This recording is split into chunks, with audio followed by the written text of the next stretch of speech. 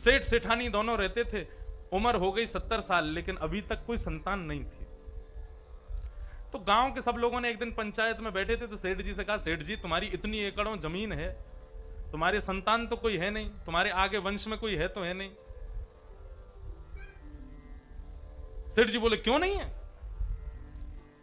गांव के लोग बोले कौन है तुम्हारे घर पर? तो अपने घर पर लेकर के गए तो छोटे से ठाकुर जी का एक मंदिर बना हुआ था, उनका नाम था कुंज बिहारी। बोले ये है मेरे बेटा, कुंज बिहारी मेरा बेटा है, मेरी सारी संपत्ति इसी की है, मेरा सब कुछ इसी का है, मेरा बेटा है। तो गांव के बड़े बुजुर्ग सब हंसने लगे, बोले अरे सेठ जी आपकी भावना को प्रणाम करते हैं कि आप ठाकुर जी को अपना पुत्र मानते हो, लेकिन हम तो ऐसा कहेंगे कि एक बालक गोद ले लो। क्यों? 70 साल के आप हो गए, 10-20 साल में आपका काम पूरा हो जाना है, आपको जाना पड़ेगा। संपत्ति तो ठाकुर जी के नाम कर जाओगे, लेकिन तुम्हारा अंतिम संस्कार कौन करेगा? सेठ जी बोले तुम लोगों का कौन करेगा? बोले हमारे तो बेटा हैं, वही करेंगे। बोले जैसे तुम्हारे बेटा तुम्हारा संस्कार करेंगे, ऐसे मेरा कुंज बिहारी मेरा संस्कार करेगा, मेरा कुंजो बेटा मेरे संस्कार करेगा। गांव के लोग हंस हंस के वहां से चले जाते सेठ जी की बात सुन के। बोले ये बेचारे सेठ जी, इनको खूब समझाया लेकिन मानते नहीं है।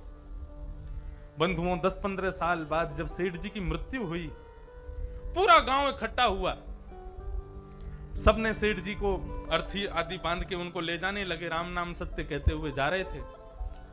तभी बंधुओं एक छोटा सा बालक रोता रोता आया और अर्थी पकड़ करके चल रहे लोगों की उंगली पकड़ के चलने लगा, कहने लगा मेरे सेठ जी कहां चले गए, मेरे पिताजी कहां चले गए, मुझसे बहुत प्रेम करते थे, मुझसे बहुत स्नेह करते थे। उन सब लोगों ने सोचा कि ये कोई छोटा सा बालक है, ये कभी कभी सेठ जी के यहाँ जाता आता रहा होगा, सेठ जी इसको टॉफी वॉफी खिलाते रहे होंगे, बेचारा बहुत दुख मना रहा है आज।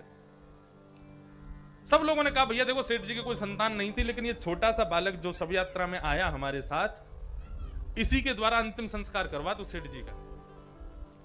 छोटे से बालक ने अंतिम संस्कार किया ठाकुर जी का।